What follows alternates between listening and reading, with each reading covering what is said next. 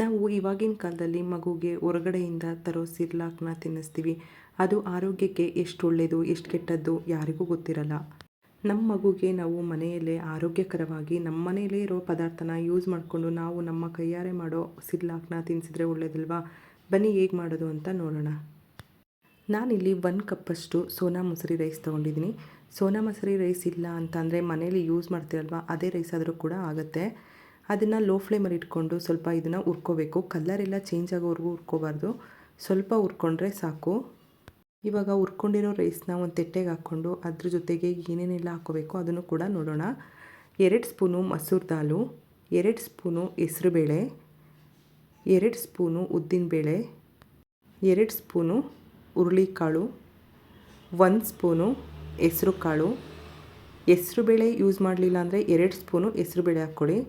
8ರಿಂದ 10 ಬಾದಾಮ್, 1 spoon ಕಡಲೆಬೇಳೆ ಹಾಕ್ಕೊಂಡಿದ್ದೀನಿ. ಇವಾಗ ಇಷ್ಟು ಇಂಗ್ರೀಡಿಯೆಂಟ್ಸ್ನು ಒಂದು ಬೌಲ್ಗೆ ಹಾಕ್ಕೊಂಡು ಇದನ್ನು ನೀಟಾಗಿ ತೊಳ್ಕೊಬೇಕು. ಈ ಸಿರ್ಲಾಕ್ನ 6 ತಿಂಗಳು ತುಂಬಿರೋ ಮಕ್ಕಳಿಂದ ಸ್ಟಾರ್ಟ್ ಮಾಡ್ಬೋದು. ಕೆಲವರು ಕಡಲೆ ಬೀಜ ಮತ್ತು ಗೋಡಂಬಿ ಕೂಡ ಹಾಕ್ತಾರೆ, ಆದರೆ 6 ತಿಂಗಳು ಮಕ್ಕಳಿಗೆಲ್ಲ ಅದು ಅವಶ್ಯಕತೆ ಇರಲ್ಲ. ಗೋಡಂಬಿ ಎಲ್ಲ ಸ್ವಲ್ಪ ಕಫ ಆಗುತ್ತೆ, ಅದಕ್ಕೋಸ್ಕರ 6 ತಿಂಗಳು ಮಕ್ಕಳಿಗೆ ಅಷ್ಟೊಂದು ಬೇಕಾಗಲ್ಲ. ಇವಾಗ ಇದನ್ನು ನೀಟಾಗಿ ತೊಳ್ಕೊಬೇಕು.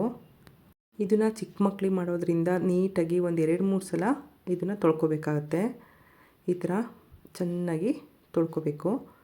ಇವಾಗ ಇದನ್ನು ನೀರೆಲ್ಲ ಸೋಸ್ಕೋಬೇಕು. ಈ ಥರ ನೀಟಾಗಿ ತೊಳ್ಕೊಂಡಾದಮೇಲೆ ನೀರು ಸೋಸ್ಕೊಂಡು ಇದನ್ನು ಒಂದು ಸಲ ಈ ಥರ ನೀಟಾಗಿ ಸ್ಪ್ರೆಡ್ ಮಾಡಿ ಬಿಡಬೇಕಾಗತ್ತೆ. ಇವಾಗ ಜಾಲರಿಯಲ್ಲೂ ಕೂಡ ನೀರೆಲ್ಲ ಸೋರ್ಕೊಂಡು ಅದು ಪೂರ್ತಿ ಡ್ರೈ ಆಗಬೇಕು, ಅಷ್ಟು ಬಿಟ್ಟು ಇವಾಗ ಇದನ್ನು ಒಂದು ಕಾಟನ್ ಬಟ್ಟೆ ಮೇಲೆ ಹಾಕ್ಕೋಬೇಕು. ಇದನ್ನು ಕಾಟನ್ ಬಟ್ಟೆ ಮೇಲೆ ಈ ಥರ ನೀಟಾಗಿ ಸ್ಪ್ರೆಡ್ ಮಾಡ್ಕೋಬೇಕು.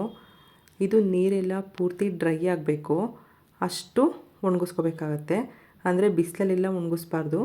ಕಾಟನ್ ಬಟ್ಟೆ ಮೇಲೆ ಮನೆ ಒಳಗಡೆನೇ ಹಾಕ್ಕೊಂಡು ಈ ಥರ ಸ್ಪ್ರೆಡ್ ಮಾಡಿ 8ರಿಂದ 10 ಗಂಟೆಗಳ ಕಾಲ ಬಿಡಬೇಕಾಗತ್ತೆ.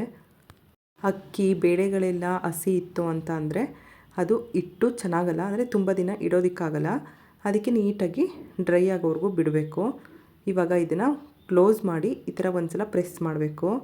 ಇದು ನೀರೆಲ್ಲ ಇದ್ದರೆ ಸ್ವಲ್ಪ ಹೀರ್ಕೊಳ್ಳುತ್ತೆ, ಅದಕ್ಕೋಸ್ಕರ ಈ ಥರ ಪ್ರೆಸ್ ಮಾಡಿ ಇದನ್ನು 8ರಿಂದ 10 ಗಂಟೆಗಳ ಕಾಲ ಬಿಟ್ಟು ಆಮೇಲೆ ಓಪನ್ ಮಾಡಬೇಕು. ಪೂರ್ತಿ ನೀರೆಲ್ಲ ಡ್ರೈ ಆದರೆ ಇಟ್ಟು ಸ್ವಲ್ಪ ಜಾಸ್ತಿ ದಿನ ಇಟ್ಕೋಬೋದು. ಅದಕ್ಕೇ ಈ ಥರ ನೀಟಾಗಿ ಡ್ರೈ ಆಗೋವರೆಗೂ ಬಿಡಬೇಕು.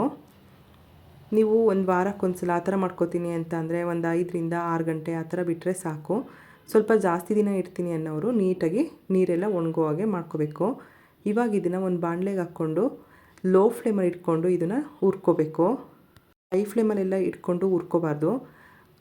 ಈ ಥರ ನೀಟಾಗಿ ಲೋ ಫ್ಲೇಮಲ್ಲಿ ಇಟ್ಕೊಂಡೇ ಹುರಿಬೇಕು. ಕಲ್ಲರೆಲ್ಲ ಚೇಂಜ್ ಆಗಬಾರ್ದು, ನೀಟಾಗಿ ಡ್ರೈ ಆಗಿ ಕ್ರಿಸ್ಪಿ ಆಗುತ್ತಲ್ವ ಆ ಥರ ಆದರೆ ಸಾಕು.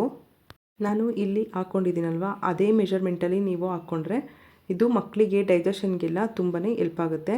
ಡೈಜೆಷನ್ಗೆಲ್ಲ ಇಷ್ಟೇ ಮೆಷರ್ಮೆಂಟಲ್ಲಿ ಹಾಕ್ಕೊಂಡ್ರೆ ಏನೂ ಕಷ್ಟ ಆಗೋಲ್ಲ. ತುಂಬ ಜಾಸ್ತಿ ಹಾಕ್ಕೊಂಡ್ರೆ ಆ ಥರ ಎಲ್ಲ ಆದರೆ ಕಷ್ಟ ಆಗುತ್ತೆ. ಅದಕ್ಕೋಸ್ಕರ ಇದೇ ಮೆಷರ್ಮೆಂಟಲ್ಲಿ ನೀವು ಹಾಕ್ಕೊಂಡು ಮಾಡ್ಕೋಬೋದು. ಇಲ್ಲಿ ನಾನು ಹಾಕಿರೋ ಇಂಗ್ರೀಡಿಯೆಂಟ್ಸಲ್ಲಿ ನಿಮ್ಗೆ ಯಾವುದಾದ್ರೂ ಬೇಡ ಅಂತಂದರೆ ಅದನ್ನು ಸ್ಕಿಪ್ ಮಾಡಿ, ನಿಮ್ಗೇನಾದರೂ ಬೇಕು ಅಂದರೆ ಅದನ್ನು ಕೂಡ ಇದೇ ರೀತಿ ಆ್ಯಡ್ ಮಾಡಿಕೊಂಡು ಮಾಡ್ಕೋಬೋದು.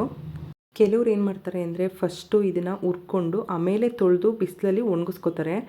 ಆ ಥರ ಮಾಡಿದ್ರೆ ಟೇಸ್ಟು ಅಷ್ಟು ಚೆನ್ನಾಗಿರಲ್ಲ. ನಾನು ಟ್ರೈ ಮಾಡಿ ನೋಡಿದೆ, ಈ ಥರ ಮಾಡಿದ್ರೆ ಟೇಸ್ಟು ತುಂಬಾ ಚೆನ್ನಾಗಿರುತ್ತೆ. ಅದಕ್ಕೋಸ್ಕರ ನೀವು ಕೂಡ ಈ ಥರ ಟ್ರೈ ಮಾಡಿ ನೋಡಿ. ಯಾವುದೂ ಕೂಡ ಕಲರ್ ಚೇಂಜ್ ಆಗಬಾರ್ದು. ಆ ಥರ ನೀಟಾಗಿ ಲೋ ಫ್ಲೇಮಲ್ಲಿ ಇಟ್ಕೊಂಡು ಹುರ್ಕೊಂಡ್ರೆ ಸಾಕು. ಒಂದು 10 ನಿಮಿಷಗಳ ಕಾಲ ಹುರ್ಕೋಬೇಕಾಗತ್ತೆ. ಇವಾಗ ಇದನ್ನು ಒಂದು ಪ್ಲೇಟ್ಗೆ ಟ್ರಾನ್ಸ್ಫರ್ ಮಾಡಿಕೊಂಡು ಇದನ್ನು ಸ್ಪ್ರೆಡ್ ಮಾಡಿ ಪೂರ್ತಿ ಕಂಪ್ಲೀಟಾಗಿ ತಣ್ಣಗಾಗೋವರೆಗೂ ಇದನ್ನು ಬಿಡಬೇಕು. ಇವಾಗ ಇದು ಪೂರ್ತಿ ಕಂಪ್ಲೀಟಾಗಿ ತಣ್ಣಗಾದಮೇಲೆ ಒಂದು ಮಿಕ್ಸಿ ಜಾರ್ಗೆ ಹಾಕ್ಕೊಂಡು ಇದನ್ನು ಪೌಡರ್ ಮಾಡ್ಕೋಬೇಕಾಗತ್ತೆ. ಪೂರ್ತಿ ತಣ್ಣಗಾದ್ಮೇಲೆ ಮಾಡಿಕೊಂಡ್ರೆ ಮಿಕ್ಸಿ ಜಾರ್ಗೆಲ್ಲ ಅಂಟಲ್ಲ, ಇಲ್ಲ ಅಂದರೆ ಅದು ಅದರೊಳಗಡೆ ಎಲ್ಲ ಅಂಟತ್ತೆ ಮತ್ತು ಹಿಟ್ಟಿಟ್ಟು ಥರ ಆಗುತ್ತೆ. ನೋಡಿ ಈ ಥರ ಡ್ರೈ ಆಗಿ ಪೌಡ್ರ್ ಆಗಬೇಕು ಅಂದರೆ ಅಕ್ಕಿ ಎಲ್ಲ ನೀಟಾಗಿ ಒಣಗಬೇಕು ಮತ್ತು ಉರಿಯುವಾಗ ನೀಟಾಗಿ ಹುರ್ಕೋಬೇಕು. ಇವಾಗ ಇದನ್ನು ಜಡಿ ಮಾಡ್ಕೊಳ್ಳೋದು ಹೇಗೆ ಅಂತ ಅಂದರೆ ನಾವು 6 ತಿಂಗಳು ಮಕ್ಕಳಿಂದ ಮಾಡ್ತಿರೋದ್ರಿಂದ ಈ ಥರ ಒಂದು ಬಟ್ಟೆ ಹಾಕ್ಕೊಂಡು ಕಾಟನ್ ಬಟ್ಟೆನ ಕೆಳಗಡೆ ಒಂದು ಬೌಲ್ ಇಟ್ಕೊಂಡು ಈ ಥರ ನೀಟಾಗಿ ಸ್ಪ್ರೆಡ್ ಮಾಡಿಕೊಂಡು ಜಡಿ ಮಾಡ್ಕೋಬೇಕು. ಇದು ಪೌಡರು ಫುಲ್ಲು ಸಾಫ್ಟ್ ಆಗಬೇಕು. ಅದಕ್ಕೋಸ್ಕರ ಈ ಥರ ಬಟ್ಟೆಯಲ್ಲಿ 6 ಮಂತಿಂದ 12 ಮಂತ್ ಮಕ್ಕಳವರೆಗೂ ಈ ಥರ ಬಟ್ಟೆಯಲ್ಲಿ ಮಾಡಿ ತಿನ್ನಿಸ್ಬೇಕಾಗತ್ತೆ. ನೋಡಿ ಈ ಥರ ತರಿ ತರಿ ಎಲ್ಲ ಹಾಗೇ ಉಳ್ಕೊಳ್ಳುತ್ತೆ. ನೋಡಿ ಈಗ ನಾನು ಇಷ್ಟು ಪೌಡರ್ನು ಜಡಿ ಮಾಡಿ ಇಟ್ಕೊಂಡಿದ್ದೀನಿ. ಇವಾಗ ಇದನ್ನು ಗಂಜಿ ಹೇಗೆ ಮಾಡೋದು ಅಂತ ನೋಡೋಣ. ನಾನಿಲ್ಲಿ ಅರ್ಧ ಕಪ್ಪಷ್ಟು ನೀರು ಹಾಕ್ಕೊಂಡಿದ್ದೀನಿ. ಇವಾಗ ಇದಕ್ಕೆ 1 ಸ್ಪೂನಷ್ಟು ಹಿಟ್ಟನ್ನ ಹಾಕ್ಕೋಬೇಕು. ಇವಾಗ ಇದು ಗಂಟು ಏನು ಆಗದೇ ಇರೋ ರೀತಿ ಚೆನ್ನಾಗಿ ಮಿಕ್ಸ್ ಮಾಡ್ಕೋಬೇಕು. ನಾವು ಗ್ಯಾಸ್ ಮೇಲೆ ಇಟ್ಟು ಮಾಡ್ಕೊಳಕ್ಕೆ ಹೋದರೆ ಅದು ಹಿಟ್ಟು ಹಾಕಿದಾಗ ಸ್ವಲ್ಪ ಗಂಟಾಗುತ್ತೆ. ಅದಕ್ಕೋಸ್ಕರ ಕೆಳಗಡೆನೇ ನೀಟಾಗಿ ಮಿಕ್ಸ್ ಮಾಡಿಕೊಂಡು ನಂತರ ಗ್ಯಾಸ್ ಮೇಲೆ ಇಟ್ಕೊಂಡು ಇದನ್ನು ಲೋ ಫ್ಲೇಮಲ್ಲಿ ಇಟ್ಕೊಂಡು ಅದು ಕುದಿ ಬರೋವರೆಗೂ ಮಿಕ್ಸ್ ಮಾಡ್ತಾನೆ ಬೇಯಿಸ್ಕೋಬೇಕಾಗತ್ತೆ. ಇಲ್ಲ ಅಂದರೆ ತಳ ಹಿಡಿಯುತ್ತೆ ಮತ್ತು ಗಂಟಾಗುತ್ತೆ. ಚಿಕ್ಕ ಮಕ್ಕಳಿಗೆ ಆಗಿರೋದ್ರಿಂದ ಇದನ್ನು ಲೋ ಫ್ಲೇಮ್ ಇಟ್ಕೊಂಡು ನೀಟಾಗಿ ಮಾಡ್ಕೋಬೇಕು ಅಂತ ಅಂದರೆ ಈ ಥರ ಚೆನ್ನಾಗಿ ಮಿಕ್ಸ್ ಮಾಡ್ತಾನೆ ಬೇಯಿಸ್ಕೋಬೇಕು.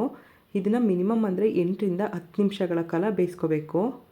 ನಾವು ಹೊರಗಡೆಯಿಂದ ದುಡ್ಡು ಕೊಟ್ಟು ಮಕ್ಕಳಿಗೆ ಸಿರ್ಲಾಕ್ನ ತೊಗೊಬರ್ತೀವಿ. ಅದರಿಂದ ಮಕ್ಕಳಿಗೆ ಆರೋಗ್ಯಕ್ಕೆ ಅಷ್ಟು ಒಳ್ಳೆಯದಲ್ಲ. ಅದರಲ್ಲಿ ಶುಗರೆಲ್ಲ ಆ್ಯಡ್ ಮಾಡಿರ್ತಾರೆ.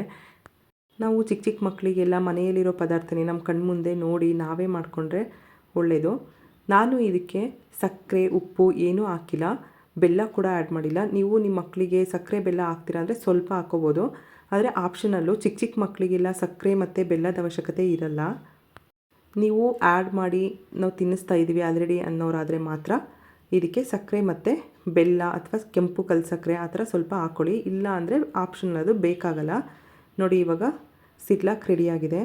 ನಾವು ಮನೆಯಲ್ಲೇ ಆರೋಗ್ಯಕರವಾಗಿ ಮಕ್ಕಳಿಗೆ ತುಂಬ ಈಸಿಯಾಗಿ ನಮ್ಮ ಕೈಯಲ್ಲಿ ಸಿಗುವಂಥ ಪದಾರ್ಥಗಳನ್ನೇ ಯೂಸ್ ಮಾಡಿಕೊಂಡು ಸಿರ್ಲಾಕ್ನ ಮಾಡ್ಕೋಬೋದು. ನಿಮಗೂ ಇವತ್ತಿನ ವಿಡಿಯೋ ಇಷ್ಟ ಆಯಿತು ಅಂದರೆ ಪ್ಲೀಸ್ ನಮ್ಮ ಚಾನಲ್ನ ಲೈಕ್ ಮಾಡಿ, ಫ್ರೆಂಡ್ಸು ಮತ್ತು ಫ್ಯಾಮಿಲಿ ಜೊತೆ ಶೇರ್ ಮಾಡ್ಕೊಳ್ಳಿ. ಇನ್ನೂ ನಮ್ಮ ಚಾನಲ್ನ ನೀವು ಸಬ್ಸ್ಕ್ರೈಬ್ ಆಗಿಲ್ಲ ಅಂದರೆ ಪ್ಲೀಸ್ ನಮ್ಮ ಚಾನಲ್ನ ಸಬ್ಸ್ಕ್ರೈಬ್ ಮಾಡ್ಕೊಳ್ಳಿ. Thank you for watching.